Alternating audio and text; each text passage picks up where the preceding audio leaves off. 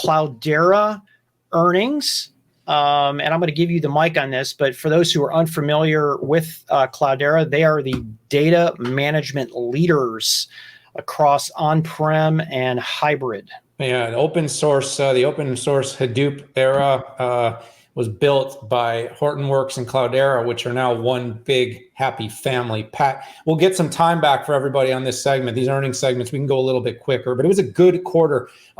Data management and analytics are hot. Open source is hot. Companies are investing, but when I say hot, this isn't Zoom 300% hot. This is 12% annual recurring revenue growth kind of hot.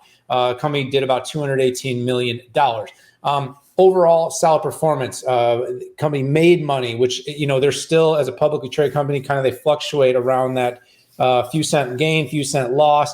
But some really good things as their margins, Pat, for non-GAAP subscriptions are up. So the company's making more on every dollar they're doing. They made an acquisition this quarter that helps them with their real-time stream processing company called Aventador.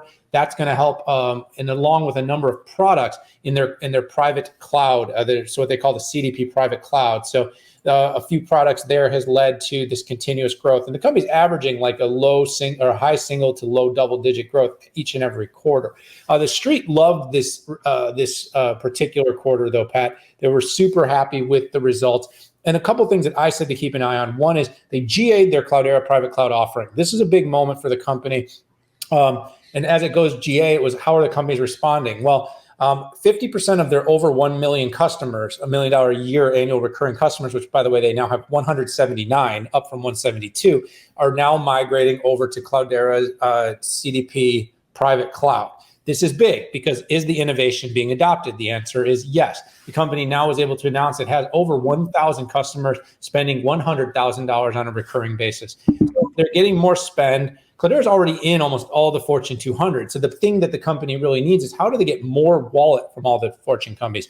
What I'm kind of keeping an eye on, though, Pat, is how much are they able to grab and how much does competition coming from like the big cloud providers, whether that's that's Synapse and what Microsoft's doing, whether that's Aurora, Oracle, because a lot of big data tools are coming out now in hyperscale cloud, are coming from the bigger SaaS-based analytics players. And so that's where Cloudera is going to have to compete because it's really been able to compete on economics and on open source. And that is a big thing. Hadoop is a big thing, but it is competitive. Company, Bob Beardsley, the CEO, sees a bullish outlook. And in fact, Pat, I'll leave you on this, but the company, for being a fairly small, sub $1 billion year revenue, just approved a $500 million stock buyback, which means the company is very confident that its future is looking bright and that growth is in its cards.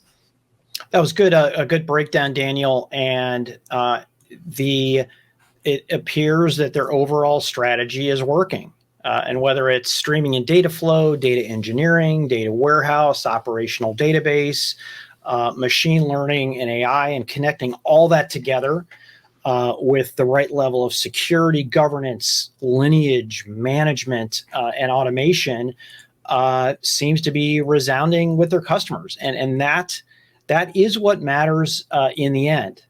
Listen, big snowflake stock prices are nice, but in the end, it always will be about the customers.